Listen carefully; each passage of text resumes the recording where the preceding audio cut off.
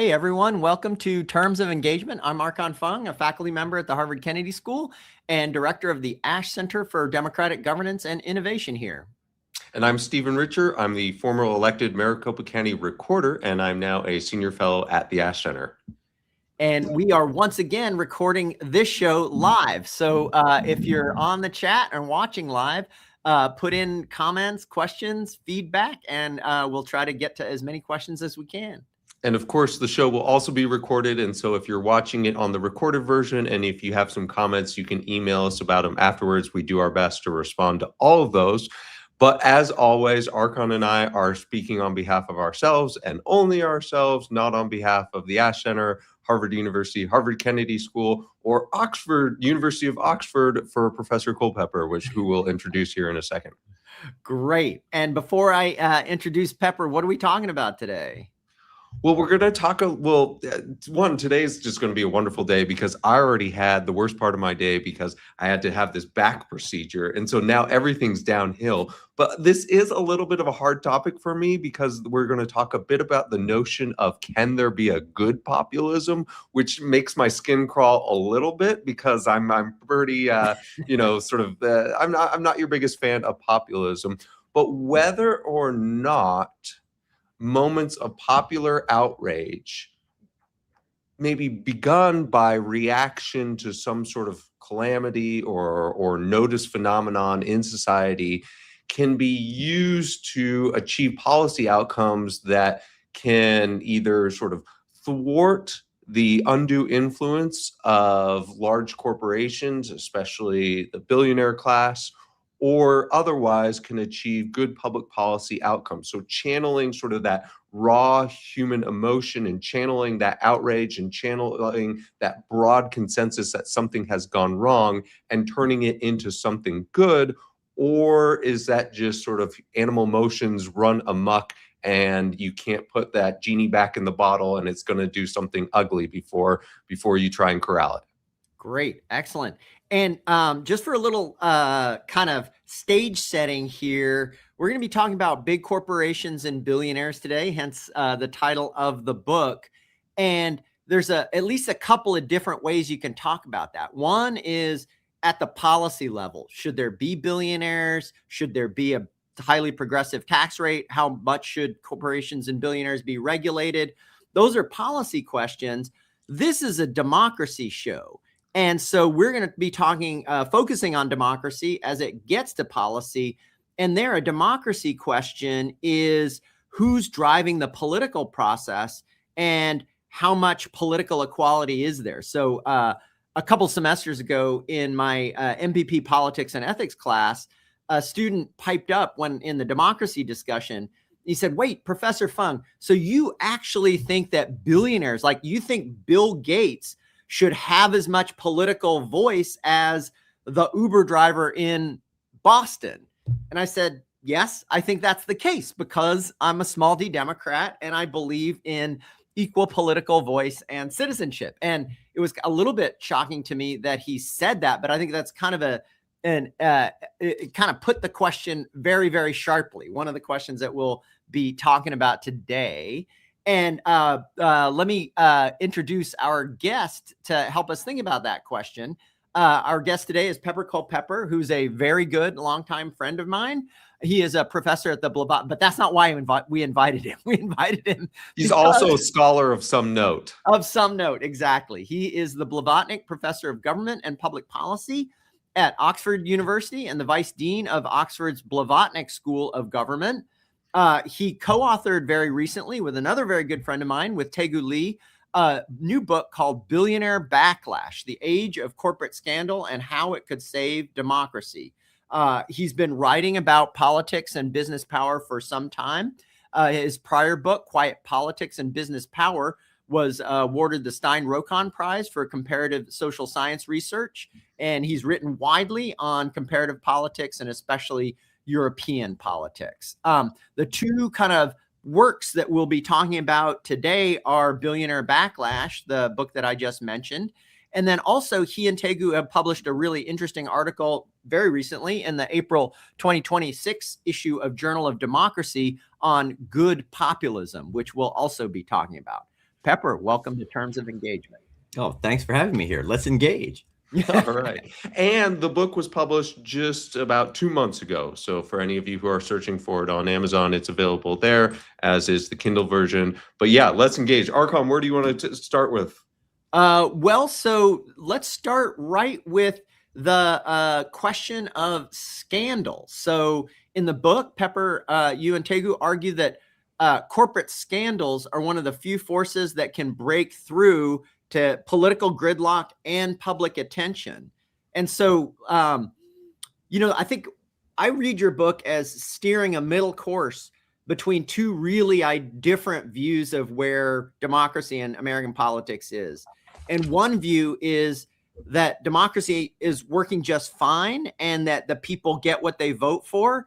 I think it was H.L. Mencken that said that the people get what they vote for in democracy, and they sometimes get it good and hard. So that's one view of democracy. Another view of American democracy is much less optimistic and says, well, it's not really democratic at all because rich people, corporations, billionaires get what they want almost all of the time, and people lose. And you're kind of steering a middle course between those two views, and it all hinges on scandal. So what's a key scandal in the book that really illustrates the opportunity that scandal provides for democracy? Well, let me step back and say the reason we focus on corporate scandal is that we note in the book and we discuss how political scandals don't have the same power to shock politics and produce accountability that they used to have. And in the book, we talk about the Profumo scandal, which shook up the government and led eventually to the fall of the government in the 1960s. And of course, I don't really need to explain the Watergate scandal, but you had at the time of the Watergate scandal, Republicans like Howard Baker, they break with the Nixon administration when they see too much, and they want to know, what the president knew and when he knew it. That's farcical today. Every scandal is now read through very partisan lenses, where if there's a scandal involving a politician of the right, then those on the right will fall in line and say, this is a big fuss is being made about nothing, and those on the left will absolutely, lose their stuff about what's been going on, and vice versa. So corporate scandals aren't like that. We argue they continue to we have a story that cuts across both left and right in terms of how people respond, because we argue, and we can talk more about this, there's an underlying sense that these large corporations play a larger and larger role in our lives, in particular, but not only these very large tech companies. And so the role of corporate scandals, to illustrate, as you asked about, I would say, think about the Cambridge Analytica scandal around Facebook. So what happened there is it was revealed in 2018 that the data of 90 million users had been leaked or had been taken from Facebook and used by a firm called Cambridge Analytica, a political consulting firm. It was a firm that advertised that it was behind the Brexit vote and behind the first Trump election against Hillary Clinton. And so it was a very juicy scandal, and it involved and when I say we, I mean many people around the world had been concerned about, was that these large data companies were mishandling our data. And so what happened then? You had Mark Zuckerberg called before both Congress and the UK Parliament. He answered Congress. He didn't answer the UK Parliament. And you had the European Union beginning to ramp up its own legislative goals. And so what happened in the United States is that Zuckerberg is called to Congress, and he testifies for a while. And then at some moment, Orrin Hatch, the senator from Utah, stands up and says, tell us how it is, Mr. Zuckerberg, that you can provide all these services for free. And Facebook is the largest advertising company in the world with Google. He says, Senator, we sell ads. And that's game over in terms of national legislation right there, because all of the opprobrium that had built up and was pointed at the national level ran into the fact that we have a bunch of very aged senators who don't know how, on both left and right, who don't know how the tech companies work. And so Zuckerberg was able to dance around them and not answer their questions directly. But that's not true at the state level. At the state level, you had a group that had previously put on the ballot an initiative to pass a privacy law They'd had great trouble. All of the big tech companies had lined up against them, given, $200,000 each to make sure that they could bury this amendment. And these guys were thinking that they were going to get killed. And suddenly, Cambridge Analytica breaks out. And these people who I hope we can talk about, Alistair McTaggart was the leader of this group. He's a property developer, a wealthy property developer in Northern California. And he got a sort of bee in his bonnet about privacy and began to push this. And so suddenly these guys, are going to be able to pass their legislation, and the tech companies are terrified. And the politicians in Sacramento, who basically do the bidding of the tech companies, say, let's cut a deal. Let's pass a law instead of passing your referendum. And eventually they do cut a deal, and he gets the law that he wants. But once that law passes, which is the first and still by far the most stringent privacy law in the nation, in the United States, it immediately, you get these tech companies introducing amendments trying to undercut it, introducing interpretive steps trying to undercut it. And so McTaggart, 2 years later, puts another initiative on the ballot. It's 50 plus pages long. He still passes it with over 50% of the vote. And so California now has this very significant privacy regulation, which cannot be amended. It can only be strengthened. That was written into the legislation. In Europe, at the same time, you've had moves towards the Digital Services Act and the Digital Markets Act, which regulate online safety and online competition. All of this is the product of Facebook becoming the face of concerns about the tech companies are overreaching. And Facebook had become so unpopular that by 2021, with the American public, it's even more unpopular than political parties and then Congress, the sort of least loved animals in American politics. So that's a sort of a situation where you see on both sides of the Atlantic a single scandal creating waves that leads to serious regulatory response in an area that was previously esoteric. But you acknowledge that those serious legislative responses are imperfect, were unwound, sometimes unsuccessful at least the United States Congress. So even the success stories have a little bit of an asterisk around them, right?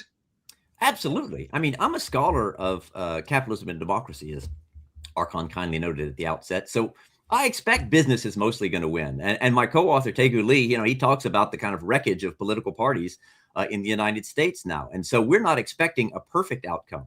What we're looking for, we're writing this book about the state of democracy, which is what this podcast is about. And so what we're saying is that you get responsiveness and you get laws passed that sort of impose requirements on these monstrously large tech companies that they wouldn't have wanted. We're not saying you get perfect regulation. Yeah. And are they a reflection of broad popular will, or are they a reflection of injured, particularly heightened interest groups? Yeah, like Alistair McTaggart was somebody who was very concerned about the privacy issue and had been before the Cambridge Analytica scandal. So is it a narrow set of interests that kind of gets worked up, or, as Stephen said, is it bigger than that?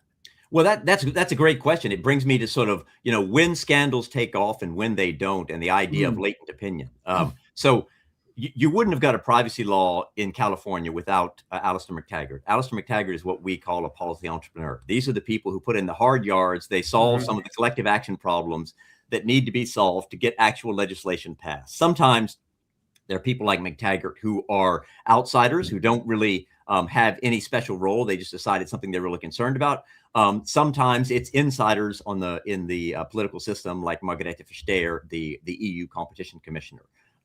So you get people on both sides who matter. But if they're sort of trying to ride public opinion and the public doesn't really care, they're not going to get anywhere. McTaggart's initiative wouldn't have passed if he's just a sort of narrow interest group and nobody's really behind it. I mean, in terms of interest group terms, he was way outgunned by the large tech companies. And so the one thing he had going for him, besides tenacity, was he had a public groundswell of people had been concerned for a while about tech companies. You'd had already the PRISM scandal and the Snowden leaks in the 2013 time. So this was already well known. People were concerned about it. And this brings the issue to a head. And you've got someone with a ready-made policy solution. And they say, you got a problem, here's the solution. Yeah, good. So some of the pieces that need to be in place, you need policymakers, which you don't have in the Orrin Hatch case in Congress, not just Orrin Hatch, but really anybody, right? Which you do have in the EU with Margaret Vestager, and then maybe you have in California with McTaggart, who's been working with this. But then the policy people aren't going to be able to make much progress without kind of an awakened public, right? And then That's the scandal precisely our needs to point. awaken the public. Are there other pieces that need to be in place for regulation to happen? So besides an awakened public and besides a set of policy entrepreneurs, Are those the two main pieces? I think those are the two. That's what scandals are the sort of creation of the first, and where they're most resonant, where there's deep latent opinion, and then they can sit out there like a dish that never gets delivered by a waiter if no one is ordering it. Some policy entrepreneur is not picking it up. So it's a very contingent theory, which is, we think, how reality works. Okay, so we're already getting some comments in the chat regarding, I think, both the tech companies and how they can be sort of maybe restrained and how this will play out in AI. But before we get to those more specific questions, like how durable is this coalition that effectuates public policy change when a scandal happens? Does that coalition form for 3 months, for 6 months, or for 6 years? Because so many of the victories that are generational in the United States require more than just, I think, a momentary outrage. So do you have to have sort of repeated reminders of the scandal? Like, not BP doesn't just have one oil spill, but like we have at least a small oil spill every 6 months. So that's a great point, Stephen. And we confront it at the end of the book.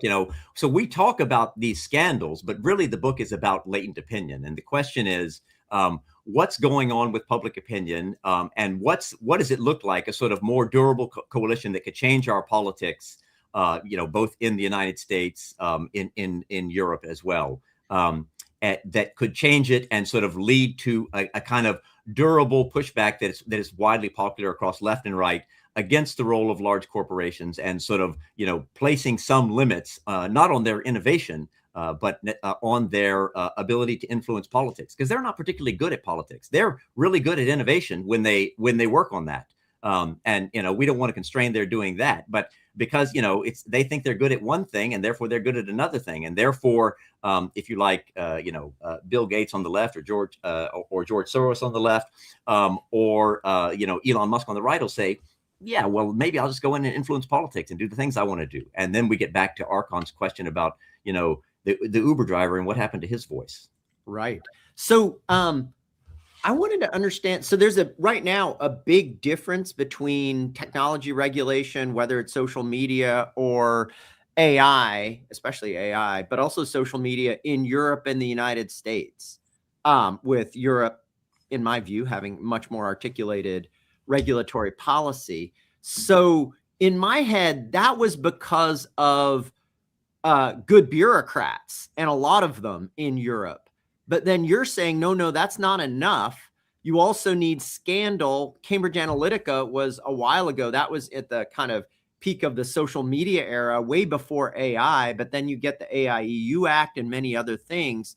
So convince me that good bureaucrats, good European bureaucrats, are not enough in the European context, that you need scandal which precipitates some bigger shift in public opinion.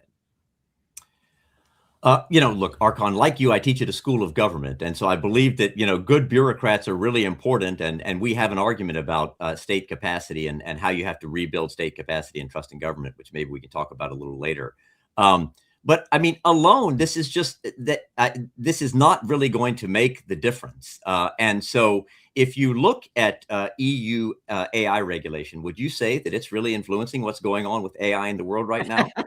Because people in the EU wouldn't say that. And certainly people in Britain and the United States would not say that. They're saying that the most important regulator in the world right now is Dario Amodei, the head of Anthropic, because he's the only one who's slightly interested in having some guardrails. And so they I think the Europeans recognize that they're able to pass this AI legislation, but there's going to have to be a sort of cooperation across countries, particularly the countries that are most implicated in the frontier models on AI, which is to say the United States and China. And so for that, you need scandal or some sort of. You need a sort of strong cross-national public opinion. It doesn't have to be scandal, but scandal is one way to do that. Yes. So can I challenge the premise on two grounds, if I may? So the first is that you're not applying this scandal model to politics because you say in our hyper-partisan society, people are going to view the Lewinsky scandal as, if you're a Democrat, well, who cares? Clinton was a good president and the economy was good. If you're a Republican, this is an outrage and off with his head. But are we getting there in terms of business? You mentioned the analog of Soros and Musk.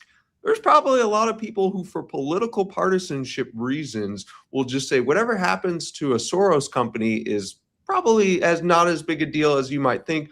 And maybe some people on the right would say, hey, if there was a scandal with Tesla, then whatever, he's sort of our guy. And then the other premise that I want to challenge or ask about is, do we even have consensus opinion at all in terms of our media environment today? Yeah, two big questions. I mean, big ones. There's no question that once you get hyper partisan CEOs, they come to be seen as creatures of the left or creatures of the right. And so it's not even clear to me that a scandal around Tesla or SpaceX would have the same effects, because Musk is seen in such a partisan light in the United States and in Europe, because of course he's been a big intervener in the public space in Europe, talking about the need to have he's supporting what are considered far right parties in Europe.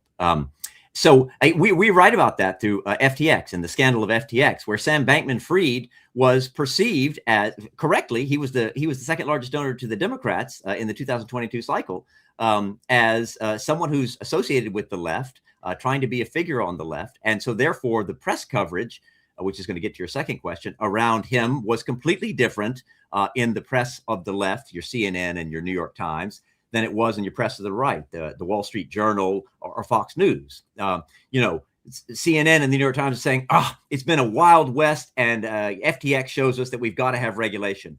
And, over on the Wall Street Journal, they're like, look, this is as old as original sin. This is just a fraudster. He's immoral. And by the way, he's a Democratic donor. So you got two different stories, and the American public is still divided on this issue because of the way FTX played out in a very partisan light. So I agree that with your very partisan media, it's harder to get cut through. But I would throw back at you that look at the coverage of the Epstein files, and you're seeing there an issue that cuts through in much the way that corporate scandals do, where the left is concerned about one thing, the right is concerned about another, but they're jointly sickened by what's going on with the elites and what's revealed in the Epstein files. And so I don't think we're completely gone in any of the given policies that we're discussing, and particularly in the United States. We're hyper polarized, but things can cut through, and of course our theory depends on that being right. And Frank Miller just made that point in the comments. He pointed to the Epstein scandal as one thing that did somehow in this world in 2026 manage to bring together a lot of Democrats and a lot of Republicans in the United States, both of whom say we've got a problem here. Now, whether or not that's led to any reform, I guess we'll see. Yeah. I think we're not through the Epstein files yet. I think that's something we'll sort of see the end of a while later. Yeah. The Epstein files I don't know whether it's an exception, but these scandals, they just depend on how they're politicized, right? So one feature of the Epstein files was that there was a significant part of the Republican and MAGA base that was very, very concerned with them. And then on the left, you don't have to explain anything, right? Once President Trump starts saying, we're not going to release the files, there's nothing in them. But so this is not just sort of just so case about the Epstein files. There's a broad set of opinion that's concerned about things. So we're going to talk in a minute about populism. People are really upset in many countries about what's going on with elites and the elite cozy deal, which is perceived as something that's shared across left and right. And so there is the possibility to cut across left and right with a variety of anti-elite appeals. And I think that's what populism is about. So Epstein speaks very much directly to that, but so do these things going wrong at these big corporations where these guys control the world, and yet it's not enough. They've got to control Mars too. Right. And so David Kyler asks about AI, which may be one of those right now being framed as one of those issues that is about elitism rather than left and right.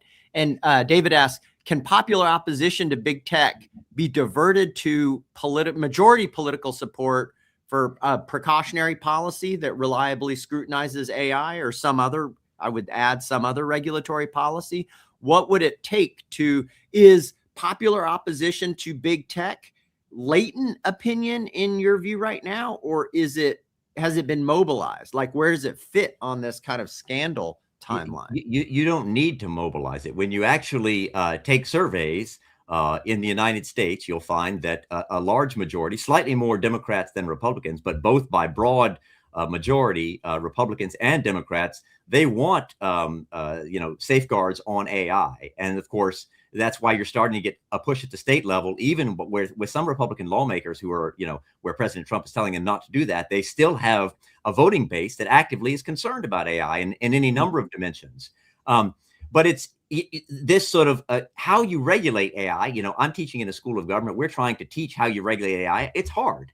And so we don't yet have a clear set of solutions for what AI regulation is going to look like. I mean, what is the EU AI Act? It's not a clear set of rules that we can easily export. They're not a clear set of guardrails. So I spend a lot of my time talking to, because people who read the book think, yeah, I want to be a policy entrepreneur in AI. And I think that's exactly the area to be thinking about, because something's going to happen around AI, whether it's the job apocalypse, or whether it's a sort of economic crash based on, they're not actually delivering all of this CapEx, whether it's a sort of old-fashioned financial crisis that stems from that, or whether it's, 13 hospitals can't run because the AI has been hacked by someone using, mythos. Any of these could go wrong and could redound into politics. And so policy entrepreneurs in the AI space need to be ready.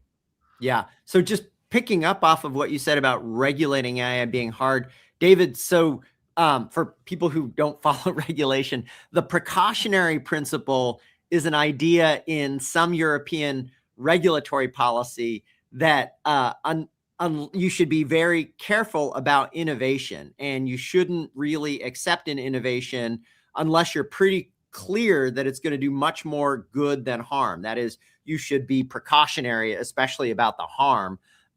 That's never really been a U.S. regulatory approach in any domain, and I think it's very unlikely to be in AI. And right now, it's not even the European approach with regard to AI. The European approach is much more risk-based, among other things. Stephen, you're about to jump in.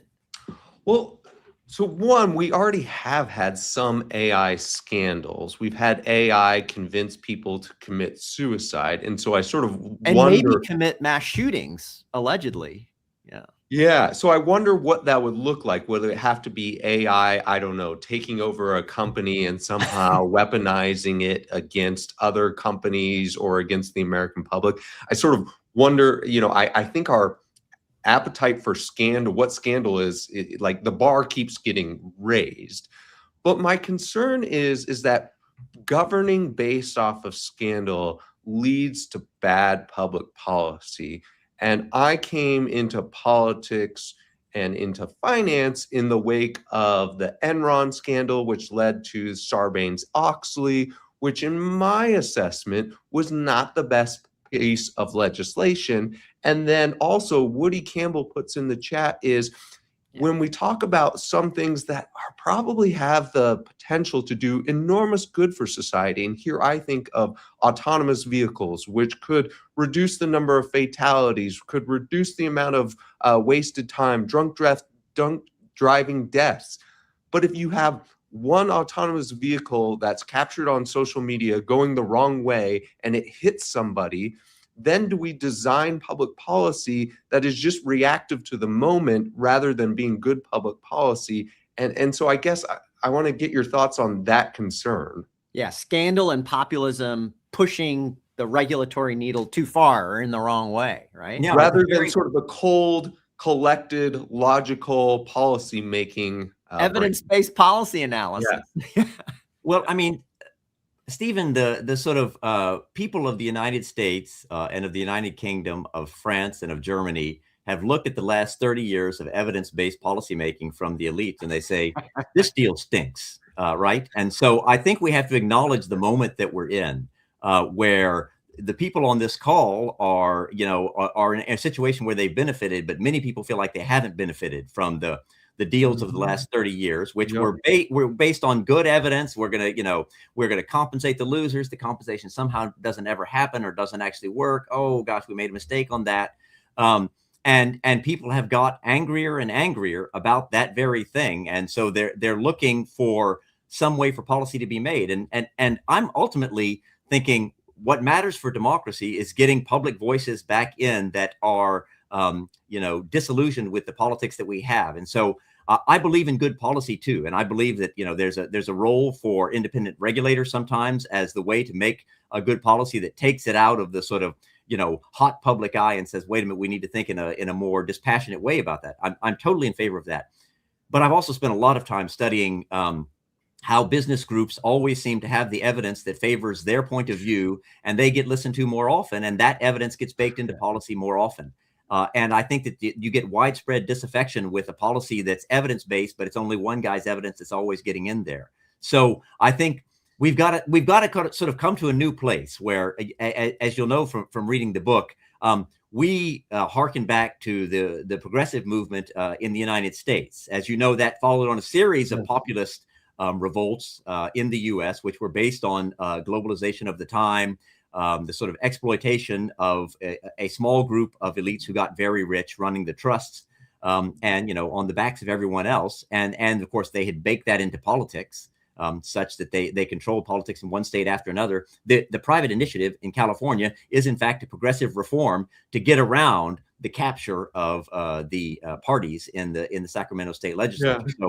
So getting back to that was an age also of bringing science into government. So I think once you get democratic control reasserted, we can build a space to build a little more trust in government to allow experts to have the role that they need to have in politics. But that's not going to be seen as also a biased voice that's not helping the little guy. I don't know if I agree as far as the facts, but I certainly agree as far as the sentiment that the sterile public policy making that's maybe reflected in somebody like a Mitt Romney now has extreme sourness from both the left, as represented by sort of the Bernie AOC world, and the right. I think MAGA is in no small part sort of a dissatisfaction with that type of public policy making and reflects a sort of broad moral outrage. Yeah. I've been thinking this is kind of goes to Woody's question about going too far on the Waymo regulation. And, I think self-driving cars are already at a level where they're quite a bit safer than human drivers, kind of in the aggregate. So I guess I've been playing with this thought that you can have evidence-based policy expertise, which, Pepper, I agree, as you know, for the last 30 years has been pretty good for the laptop class and not so good if you're not in the laptop class. And that's been most of sensible policymaking expertise. And then you get this populist revolt, right? And populist energy. And where does that go? And I think unless you have kind of policymakers and politicians who are pretty far down the road, maybe like Alison McTaggart, in offering an alternative to the evidence-based policymaking that, oh so lucky for the laptop class, happens to be very good for the laptop class, that populist energy is going to go in a pretty bad direction. And I think we've been seeing that in many places in Europe, I would argue in the second term Trump administration. And then I'm not enough of a New Deal historian to know, not close to enough, but what would it have been like? Where would that populist energy have gone if you didn't have Roosevelt and a bunch of policymakers who were responsive, right? It might have gone in quite a different and much darker direction. And so I guess I'm playing with this idea that the populist energy, to some extent, at least right now, is there and very, very powerful. And then the question is, where does that go? Does it go into a pretty destructive kind of politics that's channeled by an exclusionary populism? Or does it go into something more sensible? And, you know, the big version of Woody's question is, does it go into a direction that can capture the innovation of companies like Waymo without, you know, kind of destroying what they create? So I think it can go either way. We're definitely not saying that things are going to happen the way that we hope that they will happen. What we're trying to say is that there is what we call a good populist alternative. So let me just kind of briefly spell out the work that we talked about in our Journal of Democracy article. So when we talk about good populism, some of the listeners will think, well, that's just sort of left populism because they always think that's good. And that's not right. So we're talking about good. It's an easy way to read the article, but not the right way to read the article. Yeah, so I mean, we think that that sort of Maduro in Venezuela is the same kind of problem as you know, Orban in Hungary. That is democracy undermining populism is bad populism, and what we're talking about is why the sort of pushback against large companies and against billionaires, because very much the public opinion kind of fuses those two things, and it's nice to have faces to put with those companies that are big behemoths. That can sort of be a way for populism to divide the people into, you know, we the people, which of course populism is always a moralized distinction between the people and the elites. And who are the elites in the good populist version? They're the billionaires and the big companies. And if you divide populism that way, which we've done some sort of public opinion research, people who tend to agree with, you know, the system is rigged, elites only got there because of an unfair deal, and elites don't understand the problems I'm facing. Those kind of economic unfairness people are not just on the left. They're slightly more on the left than on the right, but they're on both the left and the right. And they tend to be very positive towards marginalized groups, whether they're immigrants, whether they're blacks, whether they're Jews. They're very negative towards two groups, billionaires and large corporations. But they're not negative towards small corporations. They're not anti-capitalist. So you might think this is a sort of tear down capitalism story. It's not. Capitalism is about competition. Big companies squash competition. Whereas something we see in many of the kind of radical right parties, especially in Europe right now, but also in parts of the Republican Party in the United States, is a sort of anti-immigrant political unfairness. You know, the part that says, you know, you can't trust what the mainstream media says, elections don't matter, and there's a small and secretive group of people that sort of run the system. Belief in that sort of political unfairness tends to be associated with much more with negative feelings towards these groups, towards immigrants, blacks, Jews.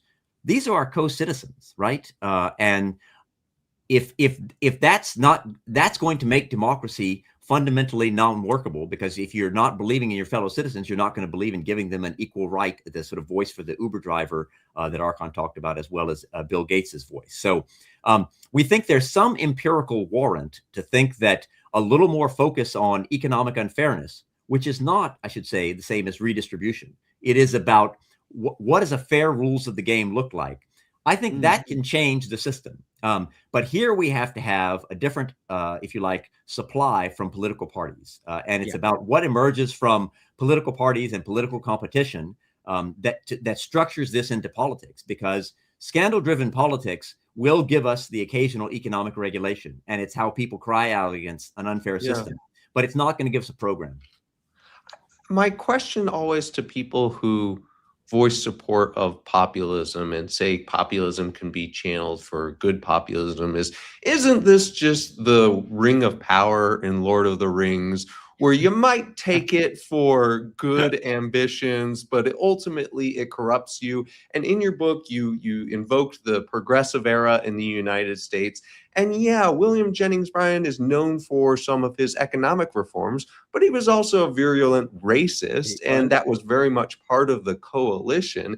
And I guess I would just say, who are the good populists who have sustained this over a period of time without descending into sort of a lot of the ugly things that we know about the many regimes that we can name? You said Orban, you said Maduro. we can also name 20 others right now.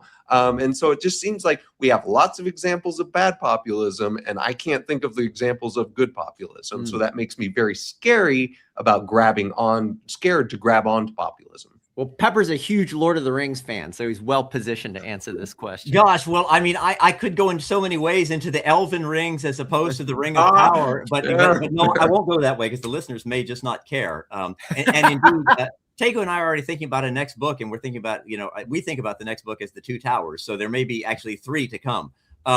So no, it's a great question. So we really wrote this book in what we think of as, my co-author coined this term, a sort of possibilist sense of political science rather than a probabilist sense. When we look at the temptations of seizing popular anger and saying, whoo, that makes me powerful, and I really like being powerful, and then somewhere along the way you start being less concerned about democracy. And I think it's the job of people like us to write about that, to draw people's attention to all of the deficits that it can have.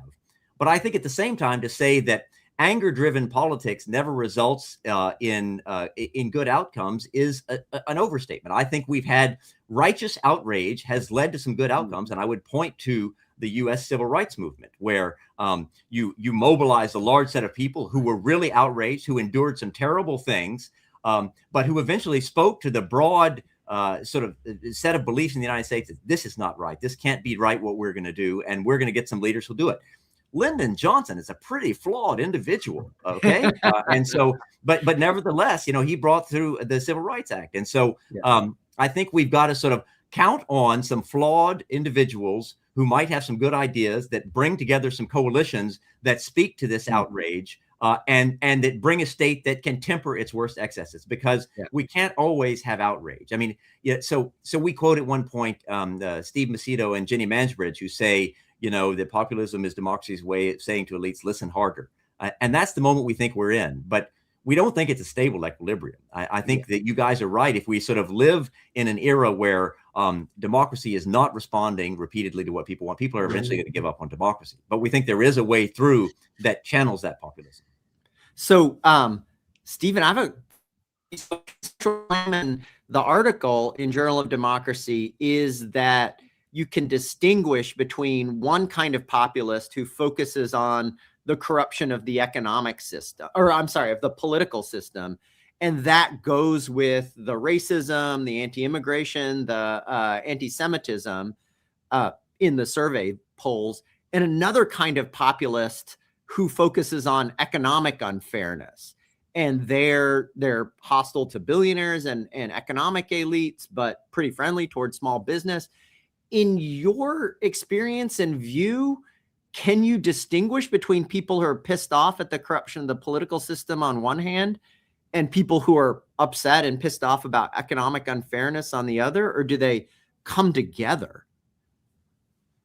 Is this for me or for Pepper? Or both. I mean, in my mind, like I think about the Epstein files, like that's both fused, right? You can't really split that atom easily. Yeah, I heard him say Stephen, so he knows. Yeah, I don't know. I mean, I think you probably know more populists than I do. I guess my reaction to that is you're still opposed to or demonizing a class of people, not for that they did the specific thing that they did wrong, that individual, but for merely being part of a class. And you can say about wealth that it's a mutable class, unlike race. But I guess I still view that as like not a good thing. Now, whether or not those types of movements, I don't know. I think some people would look at the modern day populist left in the United States and say it's turned somewhat anti-Semitic. And I think that there would also be some people who say, it actually has some maybe sort of hostility to straight white men. That's certainly what, the sort of the pushback against wokeness is about. But I haven't given that sufficient thought, but that's my off the cuff answer. Interesting. And so Pepper, what do you think? Yeah. My only gloss is that I think Stephen is right, that we shouldn't demonize people by belonging to a group. But I actually think that, I think we have some empirical reason to believe that the people who are holding up signs saying they want you to hate immigrants so you don't hate billionaires, is a deep statement about where we are in politics right now in the United States and elsewhere. I mean, I've presented this work to some billionaires and to some centimillionaires. They don't love it, but they always say, "I'm with you about the large companies. The large companies are terrible. What's wrong with the billionaires?" So that sort of distinction is my response is. People certainly have, when they take big risks and they deliver big rewards to society, they should be rewarded. But they also need to pay back. And I think they have very big shoulders. And I think if you look at public opinion right now, there's no distinction between what people think about billionaires and what they think about large corporations. And the symbolism of wrapping billionaires and large corporations back into something that's governed by democracy is important enough that these men and women with big shoulders can afford to be a little bit villainized if it brings democracy back together, which I think is what we're talking about. Yeah, interesting. Blue Prairie Dog raises an interesting kind of question. And he says, so our best hope is to wait for a messiah to emerge. And I read that as, in the populism literature, it's really hard to talk about populism without a populist leader. And indeed, a bunch of the literature is about the style in which that leader communicates and mobilizes. But you guys don't really talk about a populist leader. You talk about populist sentiments. So what about the messiah question and the leader question, since in so much of how other people talk about populism, the leader part is so important? Yeah, so we haven't done as much work on that. If I were to say who are the leaders, I would say, okay, well, Graham Plattner is a potential leader. James Tallarico is a potential leader. Zoran Mamdani is a potential leader. These are all versions of what we see as good populism. Those may all be individuals who turn out not to be leaders. And I'm not trying to sort of nominate a leader, but you see animating their campaigns in very different contexts, right? Maine, New York, and Texas, a set of concerns that we think cut broadly that have to be tailored to an individual political context. Well, that's what good politicians do. And so when I talked earlier about the supply that political parties are bringing, political parties ultimately produce good political leaders. Well, they produce some bad political leaders sometimes, but they're elite reproduction machines. And so they need to cough up some good leaders. And I think you're starting to get, because, the Democrats are doing so badly, the Democrats are finally sort of throwing up some of these individuals who are really interesting. I mean, Janet Mills in the old days wouldn't have given up against Graham Plattner, but she's got no chance nowadays. And so she did. She's throwing the towel. And I think that's how you're going to get, leaders who I think could be. The messiah is a strong word, a Blue Prairie Dog, sure. But certainly it can bring people together, form unlikely coalitions, and then, as Archon said and Stephen said, hold them together long enough to actually put a policy program in place, which is really what you need to do. And I think you kind of need to reorient politics so that the left and the right are agreeing on certain things while competing over other things. Okay, so for my last question, since it's 2026 and since the Ash Center is doing a lot to celebrate the 250th anniversary of the United States, and cribbing off of the academic portal's question in the chat, was the American Revolution, does the American Revolution fit this model that you're talking about? Was it an outrage that led to a whole Declaration of Independence and a few years later, a United States Constitution? So that's a big question, and that's certainly not the way I read Hamilton when I go to see it. The story that I get is a sort of a set of righteous outrage together with a set of outrageous practices, of which I'm thinking obviously of slavery as a way to hold together a coalition to throw people out. So I think that the American Revolution has promise and problems as a model. And so, but I think what you do see there is it seemed like a long shot at the time. And so I think when we look back on this period, I'm betting that this period is going to be one that's productive and not sort of the end of democracy. But that does depend on people like George Washington and indeed Thomas Jefferson coming forward, flawed as they are, and sort of saying, here's what we believe, and here's how we knit together a hard coalition that can win, even if every member of the coalition doesn't believe things that we all love. Yeah, that's a good way to put it. We had a field trip to the Massachusetts Historical Society last week, and they actually have drafts of the Declaration of Independence there. And so one of Jefferson's earlier drafts actually had an abolition clause, a clause not quite abolition, but anti-slavery clause in it, even though, of course, he famously owned slaves, was an enslaver. And I think it was maybe Adams that somebody made him scratch it out. So that clause is not in the Declaration. But as you say, right, it's a debate, as imperfect as it is, and hopefully leads to a good place. My last question is in what should we do? What do you think is the one or two most important things to do in this moment of populist anger and the potential for more scandals that open the window for reform?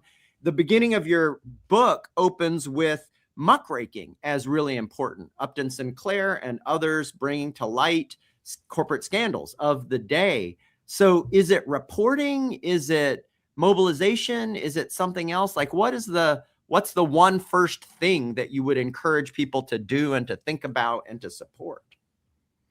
I don't think there is a first thing, but I think there are a bunch of things, and I guess that I would point to a few. First of all, Archon knows that my oldest daughter is a journalist, and I think that the role of journalism in this story should not be understated. We have a completely broken media sphere, not merely because of politics, but because an economic model of journalism isn't yet functioning. We're not figuring out, especially at the local level, how to sort of keep an eye on power. And that's something that needs to be done. So thinking about how you can do something to help there. There are also lots of problems that we don't know how to solve that people, broadly agree on. If, there was this deliberation in Bowling Green, Kentucky, that was led by a lot of by a group within Google that sort of found a lot of common sense solutions that people could agree on. And I think seeing those solutions, talking to your neighbors, figuring out how we actually solve problems is a much more productive way than criticizing what the elites are doing. And I think that the people who do that and who are really tenacious about it are the potential policy entrepreneurs. But I think we can all do that. And then, our solutions may get passed on, or we may be the ones who carry them on. But, try an obsession besides just doom scrolling. Try thinking about how you can actually solve a problem, because who knows, a scandal may come along and you could be able to really solve it the way Alistair McTaggart did. Yeah, so I want everyone to note that Professor Culpepper answered these last two questions with optimism, and that's how the book ends as well. So many of the people that we bring onto this show are doomsday sayers, as are occasionally. And sometimes we are, but even Yeah. though we try not to be. Yeah, and so if you're looking for a little bit of a pick-me-up, check out some of the work by Professor Culpepper. Again, the book is called Billionaire Backlash: The Age of Corporate Scandal and How It Could Save Democracy. Professor Culpepper, with his co-author, Professor Lee, is published by the Bloomsbury Continuum. We really appreciate you tuning in from across the Atlantic and joining us for an hour. And thanks to everyone who watched and was online as well. We appreciate your questions. Archon, take us home. So we'll be back next week, same time, Tuesday at 12:15 Eastern on the live stream. And you can always catch our show on YouTube and on your favorite podcast platforms. If you're training for your long run to be the third human being to break the 2-minute marathon, listen to us on It's 2 hours, Archon. We're not to 2 minutes yet. Sorry. Oh, Yes. 2 hours. Yeah. Sorry, 2 hours. The 2-hour marathon. And then special thanks to everyone on the Terms of Engagement production team, who's Colette, Courtney, Evelyn, and of course, Ralph. Have a great day, everyone. Thanks for tuning in.